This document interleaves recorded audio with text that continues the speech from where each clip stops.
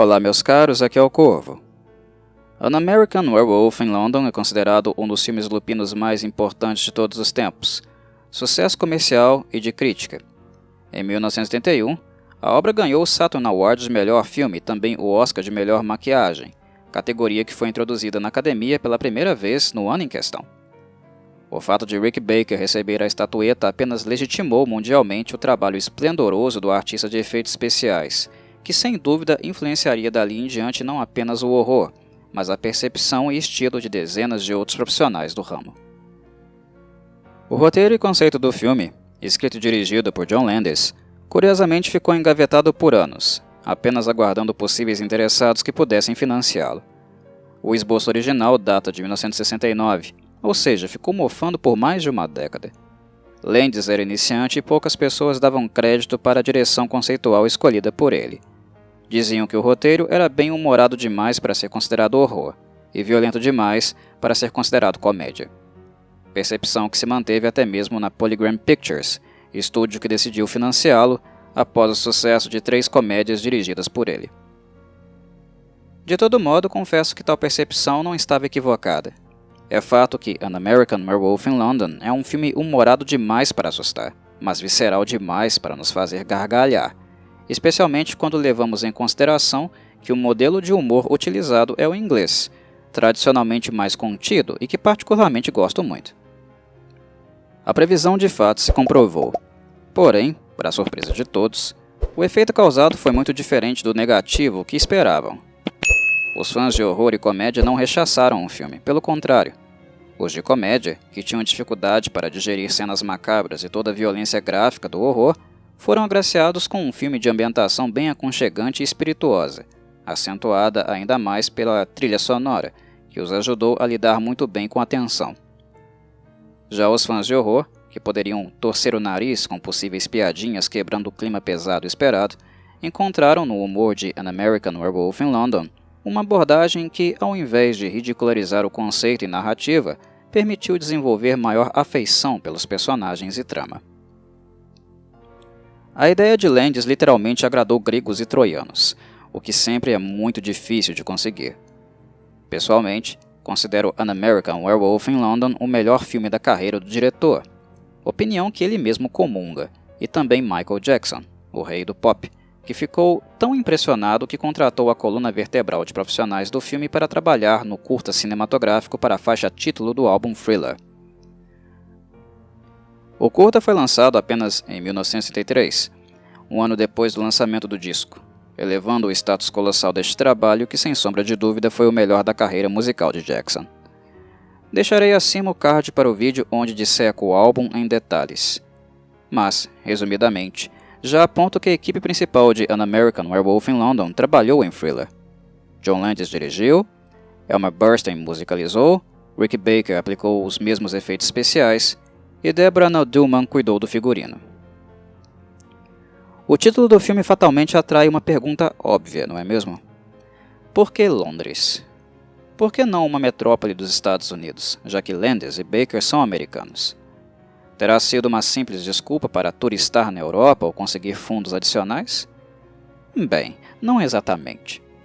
Tal escolha se deve por motivos estritamente conceituais. A aura que Landis desejava imprimir no filme diz respeito ao período gótico vitoriano, e mesmo que seu monstro lupino seja retratado em tempos modernos, deveria possuir um padrão estético e de comportamento que remetesse ao século XIX. Um monstro do passado, completamente deslocado em um mundo que já não é compatível com ele, causando o caos a cada noite que a lua cheia aparece majestosamente no céu noturno da capital inglesa. Landis adorava Londres por ser esta capital de figuras do horror clássico como Jack Estripador e Dr. Jekyll e Mr. Hyde, e sonhava em produzir sua própria abominação para tocar o terror nas antigas, úmidas e escuras ruas da cidade. Diferente da maioria dos longas cinematográficos, An American Werewolf in London foi filmado sequencialmente, o que pode soar incrivelmente bizarro, ilógico e principalmente oneroso. Normalmente, as cenas realizadas primeiro são aquelas que compartilham o mesmo cenário por questões de logística e tempo. É apenas no processo de edição, quando tudo já está gravado, que o filme de fato é montado segundo a ordem cronológica dos acontecimentos. Um trabalho muito atencioso, evidentemente. Há uma grande diferença entre filmar e confeccionar um filme. O ato de filmar é apenas uma parte de todo o processo, que leva meses, ou no caso de grandes epopeias, até anos para ficar pronto. De todo modo, Landis optou por gravar tudo sequencialmente, por um motivo chamado Rick Baker. Como o lobisomem só aparece de corpo inteiro tardiamente no filme, trabalhar em ordem cronológica daria mais tempo para Baker preparar e lapidar ao máximo todos os efeitos especiais, o que veio a se provar uma decisão mais do que acertada, histórica para dizer o mínimo. A cena de transformação de David Kessler, interpretado por David Naughton, é simplesmente inacreditável tamanha a quantidade de detalhes e mutações corporais, todas focalizadas pela câmera de Landis. Mesmo para os padrões do século XX, a beleza bestial da cena é inegável e representa um tipo de arte que jamais deveria ser extinta do cinema em prol do uso puro de CGI. Sem falar no processo contínuo de putrefação do amigo de viagem Jack Goodman, interpretado por Griffin Dunne, que se torna uma assombração zumbi após ser morto pelo Lupino original, que condenou sua alma e transmitiu a maldição para Kessler. O que Baker conseguiu fazer em An American Werewolf in London, tanto no que diz respeito ao Lupino e ao morto-vivo, foi digno do Oscar que ganhou, muito merecido. Por sinal, ele voltaria a vencer em 2010 com Wolfman, e, já que teve um pequeno envolvimento com outro Lupino considerado cult classic, no caso The Howling, lançado também em 1971, Baker acabou se tornando o mestre definitivo dos lobisomens. Ainda sobre a filmagem sequencial, há um apêndice importante que preciso informar. A primeira coisa que Landis filmou não foi necessariamente a cena de abertura. Trata-se do soft porn que Kessler assiste quando entra em um cinema pornô, seguindo novamente Jack, que o chamara para uma conversa final e testemunhar o destino de todos que são assassinados pelo lobisomem. O filme pornô que aparece no telão, chamado See You Next Wednesday, é obviamente falso, já que Landis não era tão maluco para fazer propaganda gratuita de obras dessa natureza. Na realidade, nem era o plano original do diretor que o cinema exibisse um filme assim. O que encontramos no roteiro é a descrição de um desenho animado exibido em tela, o que era comum em casas de cinema da década de 1960. Porém, como An American Werewolf in London demorou mais de 10 anos para sair do papel, e a ideia de Landis era criar uma obra conectada com o tempo e as tendências do presente, ele se viu diante de uma Londres que, no início dos anos 80, estava substituindo os cinemas de desenho animado por pornô, acreditem se quiser. Portanto, Landis apenas ajustou o roteiro. De qualquer modo, além da nudez que não extrapola tanto aquilo que previamente já havíamos visto no decorrer do filme, com Kessler andando nu por aí, depois de cada transformação, não há nada picante em See You Next Wednesday. Por sinal, trata-se de um momento de comédia. As cenas com Kessler teoricamente mostrariam mais nudez do que assistimos no produto final, e por uma questão técnica, digamos assim, Landis evitou mostrar demais por dois motivos simples. Primeiro foi a tentativa de classificar o filme como de censura R, objetivo atingido, mas não sem a perda de cenas que Landis lamenta até hoje, como por exemplo, da relação sexual entre Kessler e a enfermeira Alex Price, interpretada pela belíssima atriz inglesa Jenny Agutter. Agutter é a atriz de maior calibre do elenco, juntamente com o experiente John Woodvine, que interpretou Dr. Hirsch. Além de uma mulher belíssima, Agutter era boa atriz e se preparou com dedicação para o papel, passando algum tempo em hospitais de Londres para observar enfermeiras trabalhando em tempo real. Agutter quase recusou o papel de Alex, visto que não gostava de filmes de horror. Porém, com um sucesso e cult following adquirido nas décadas seguintes, hoje ela se recorda da experiência com bastante carinho. Contracenar com Naughton gerou um contraste interessante, visto que o ator era muito inexperiente. Ele e Dunne foram escolhidos a dedo por Landis, a contragosto da Polygram, que desejava Dan Aykroyd, e John Belushi para os papéis. Mas o diretor preferiu rostos desconhecidos e sem muita experiência para nos transmitir a sensação verdadeira de dois jovens viajando sozinhos pela Europa. Sobre a censura e necessidade de encaixe na classificação R, Cenas como uma torrada caindo da garganta de Jack e do Lupino estraçalhando os moradores de rua também foram cortadas. Mas o motivo mais curioso para reduzir a nudez de Kessler foi o fato do personagem ser judeu e Norton, por sua vez, não ser circuncidado. O pesadelo mais over the top de Kessler, em virtude da maldição que se apossou dele, envolve justamente este aspecto étnico-cultural do personagem. Trata-se da cena onde lobisomens nazistas invadem sua casa nos Estados Unidos e matam sua família. Uma cena pastelona, mas simbólica tanto da licantropia quanto das crueldades inomináveis do Terceiro Reich. E já que comecei a tocar em alguns elementos conceituais secundários, acredito ser pertinente a partir de agora aprofundar um pouco os primários.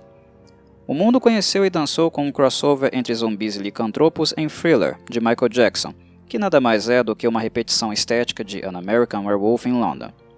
Jack, obviamente, é um fantasma, mas nosso contato com o personagem é gráfico e visceral, já que suas aparições são na forma como o licantropo do campo o deixara após o ataque, completamente estraçalhado. O curioso é que Landis, mesmo ciente de que Jack é apenas um fantasma e representação incorpórea, solicitou a Baker para dar a ele a mesma atenção depositada no Lupino de Kessler.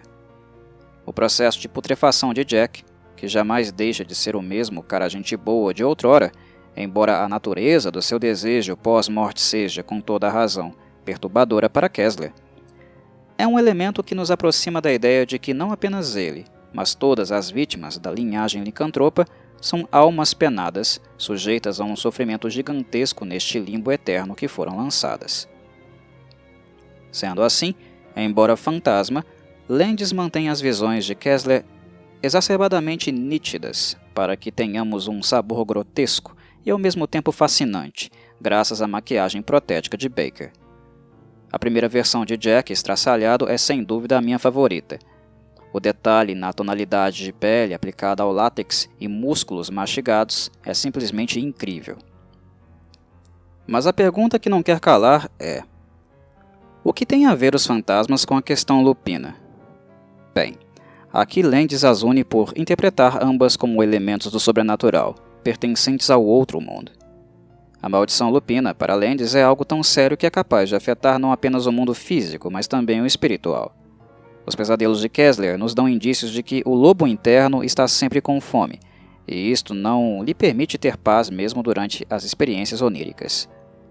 A inserção do aspecto espiritual é um dos elementos que fazem desta obra lupina um pouco diferente de outras do passado, e a fonte de inspiração de Landis foi uma experiência que teve com ciganos no princípio dos anos 70, quando trabalhava como assistente de produção no filme Kelly's Heroes. Durante uma curta viagem de carro, Landis e um membro da equipe se depararam com um grupo de ciganos realizando ritos fúnebres, enterrando o corpo do falecido com alho, em uma cova funda para que assim não pudesse ressuscitar. A visão deixou Landis muito abalado e pensando sobre como seria aterrador receber a visita de alguém que já morreu. Foi ali que ele teve a ideia de inserir no conceito lupino o elemento fantasmagórico, esperando que um personagem pudesse sentir na pele as mesmas sensações que aquele momento lhe reservara. Dito isso, nota-se que Landis foi muito inspirado também pelo filme The Wolfman, clássico da Universal Pictures de 1941, estrelado por Lon Chaney Jr. De maneira incomum, o lobisomem foi retratado como vítima, alguém em constante sofrimento, conceito que Landis adorou e decidiu enfatizar em An American Werewolf in London. O diretor desejava retratar a dor de estar condenado por tal maldição, o nível de desgaste físico, emocional e interpessoal envolvido. Obviamente, Landis nunca rompe com a aura bem-humorada do filme, que se mantém acessível e se nega a adotar um acento depressivo. Mas a cada noite que Kessler precisa conviver com sua transformação, a metamorfose é absurdamente dolorosa, e as consequências da boemia lupina são catastróficas para estranhos e também para pessoas que ama, como a enfermeira Alex, que embora tenha entrado na vida de Kessler repentinamente, já havia conquistado seu coração. A personagem, curiosamente, é fruto de uma fantasia de Landis na adolescência, quando se apaixonou por uma enfermeira atraente. Foi solicitado que Norton e Dune mantivessem o espírito leve de seus personagens, uma tarefa difícil para ambos os atores, já que o clima inglês e o caráter estético do filme são muito brutais. Norton precisou fazer várias tomadas externas completamente nu nos meses de fevereiro e março, quando a vila de Crichton, no país de Gales, passa por diversas mudanças de clima num mesmo dia. Tem neve, granizo, chuva e sol intenso em períodos de poucas horas de diferença. Norton foi castigado termicamente por correr peladão na mata, no que seria apenas o primeiro de seus tormentos. Em Londres, a situação não foi muito diferente, pois no dia em que foram filmadas as cenas do zoológico, onde Kessler desperta nu em uma cela com lobos reais, não treinados e apenas devidamente alimentados, o que deve ter gelado ainda mais a espinha do ator, o local não paralisou as atividades para as tomadas serem feitas. Enquanto Norton corria pelado de um lado para outro, os londrinos estavam lá, visitando o zoológico, como se nada estivesse acontecendo. Norton sequer tinha sido informado de que trabalharia nessas condições, e vocês podem imaginar o tamanho do constrangimento. Griffin Dunne também não teve vida fácil. Mesmo sendo o morto da história, seu bom humor era uma característica-chave para o personagem Jack, que deveria ser encorajador, otimista e alegre, independente do estado de decadência medonha que estivesse sofrendo. Dunne conta que foi muito difícil ficar no personagem, pois era a primeira vez que, graças ao trabalho com alto grau de realismo de Baker, ele teve uma pequena noção de como ficaria após a própria morte. Tal experiência mexeu muito com ele, mais do que previra. Fora este impacto emocional, a maquiagem mórbida de Jack era difícil de aplicar, exigindo aproximadamente 5 horas para a aplicação total, o que também gerava desgaste físico. John Landis queria que a situação fosse constantemente desfavorável para os personagens e quem pagava o pato era o elenco, que foi profissional do primeiro ao último dia de filmagens.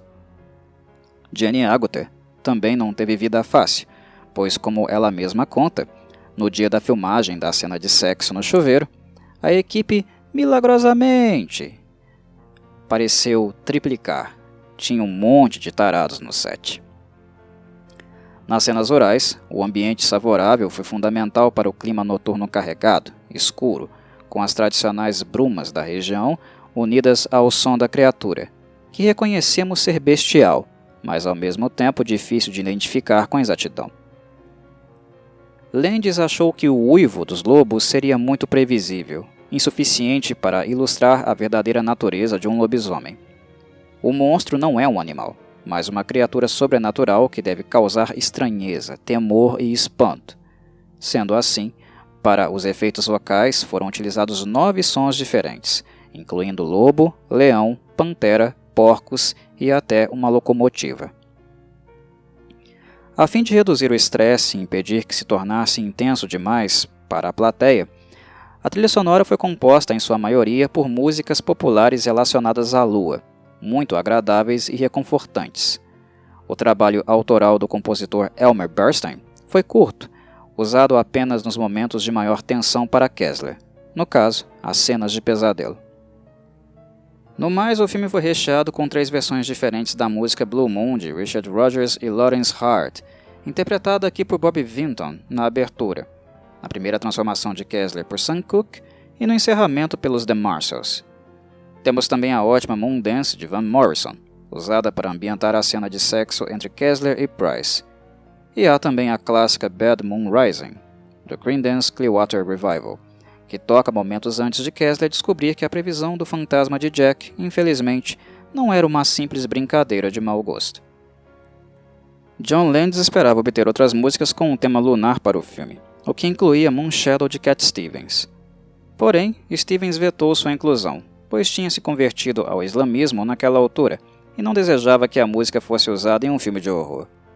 A grande ironia da negativa reside no fato de Moonshadow descrever um processo de desmembramento, fato que se mantém inalterável independente das crenças de Stevens. Não dá para alterar o passado, não é mesmo? Bob Dylan foi outro artista a dar o cartão vermelho para Landis, também por motivos religiosos. Ele vetou sua versão de Blue Moon por estar se convertendo ao cristianismo. Por fim, a versão de Elvis Presley também foi inacessível devido a disputas judiciais na época acerca dos direitos autorais da discografia. Para fechar, darei enfoque ao trabalho suntuoso de Rick Baker, responsável por alguns dos efeitos práticos lupinos mais impressionantes de todos os tempos, feitos totalmente de forma orgânica e sem a ajuda de tecnologia gráfica. O que assistimos em An American Werewolf in London é uma conjunção entre maquiagem, mecanismos motores, esculturas e efeitos sonoros. Embora o trabalho final beire a perfeição, a relação entre Landis e Baker foi muito conturbada e deixou pontas de ressentimento. A origem do sentimento negativo reside no fato de Baker ter sido sempre a opção número 1 de Landis, que por sua vez penou por anos para conseguir financiamento e realizar o filme. Os dois conversaram sobre o projeto por muito tempo, até que Baker cansou de esperar e aceitou o convite para trabalhar em The Howling, outro ótimo exemplar lupino, de 1931. Quando Landis finalmente conseguiu o dinheiro, ligou para dar a notícia, descobrindo com imenso pesar que Baker estava envolvido no filme do diretor Joe Dante, naquela altura conhecido pelo trabalho em Piranha, de 1978. Sentindo-se traído, a conversa por telefone foi acalorada, já que The Howling, obviamente, seria um concorrente direto do filme que Landis sonhava fazer há mais de uma década. Um conflito moral logo emergiu e foi suficiente para Baker abandonar a produção de The Howling e deixar ser protegido o jovem e talentoso Rob Bottin, outra futura lenda da maquiagem protética, vide The Thing, Robocop, Total Recall e o próprio The Howling, encarregado de terminar o trabalho. A necessidade de honrar o compromisso com Landis fez Baker recusar até mesmo Steven Spielberg, que o convidara para trabalhar em E.T., The Extraterrestrial. Com a negativa, Spielberg recorreu ao mestre italiano Carlo Rambaldi, responsável pela maquiagem e efeitos em Profondo Rosso, de Dario Argento, a versão de King Kong, da Dino de Laurentiis, e Alien, de Ridley Scott. Só de lembrar e mencionar o nome desses caras me dá um arrepio no braço. Os anos 70 e 80 foram indiscutivelmente mágicos para a maquiagem protética. Um verdadeiro sonho fantástico ou completo pesadelo infernal. Retornando à relação de Landis e Baker, o envolvimento do artista com o filme não foi suficiente para acalmar os ânimos. Landis estava agora satisfeito e mais seguro do sucesso gráfico do filme, mas era inevitável que The Howling herdaria, através das mãos de Bottin, os conceitos também aplicados em An American Werewolf in London. Assistindo a ambos, o cinéfilo notará algumas aproximações. Devido a isto, Landis jamais perdoou Baker completamente. Inclusive, os dois tiveram diferenças conceituais sobre como deveria ser o design do lobisomem, queda de braço que Landis naturalmente venceu ao adotar um monstro quadrúpede e não bípede, como Baker queria.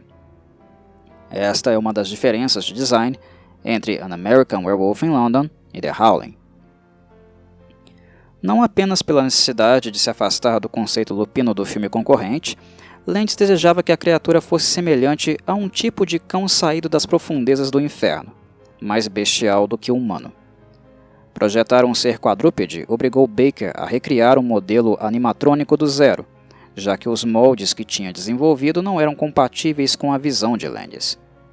Criar os moldes de braços e pernas, que seriam controlados por cabo, deu muito trabalho e exigiu trabalho extra também de David Norton, que precisou inserir seus membros em recipientes de cimento de secagem rápida. O visual final do lobisomem ficou similar a um cão da raça Keeshond, conhecida pela quantidade abundante de pelos. Baker criava um cachorro da raça em questão, chamado Bosco. Ele passou muito tempo com o animal na oficina, observando os movimentos gestuais e coletando ideias para desenvolver o focinho do lobisomem. Bosco foi o maior companheiro de Baker durante o processo, um parceiro criativo e também válvula de escape para aliviar a estressante jornada de trabalho. O grau de exigência de Baker estava altíssimo e nota-se a preocupação do artista em exceder a expectativa.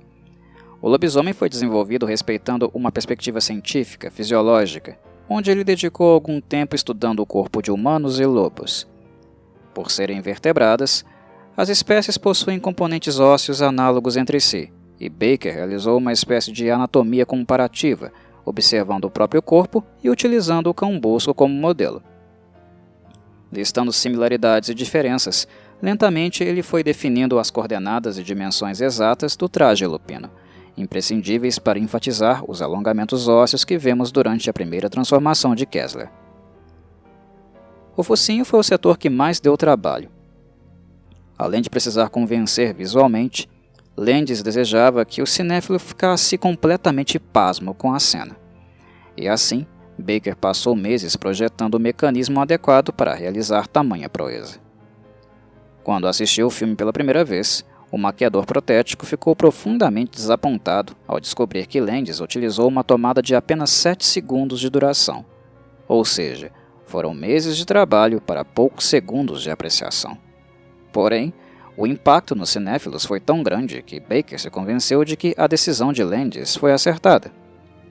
Como o diretor evitou uma hiperexposição à mutação, impediu ao mesmo tempo que o público se adaptasse rapidamente ao que estava assistindo, transmitindo com mais assertividade a dor extenuante que Kessler estava sentindo. Como mencionei anteriormente, o foco de Landis sempre foi a dor. A experiência lupina para o diretor jamais poderia adentrar o campo da fantasia ou ser romantizada. O martírio de Kessler deveria ser indescritível e decorrer também num espaço curto de tempo. O resultado final é uma cena horripilante, peculiar e morbidamente engraçada. Uma mistura de tragédia, tortura e senso cômico, algo que mais fascina ao invés de causar repulsa. A tomada levou meses de planejamento e uma semana inteira para filmar, exigindo em média 5 horas de maquiagem, a inserção de próteses dentárias e lentes de contato em Naughton, que, além de atuar, precisava estar sempre presente durante a pré-produção. Uma experiência deveras desgastante. Mas isso é tudo. Um terno abraço a todos e saudações corvídeas.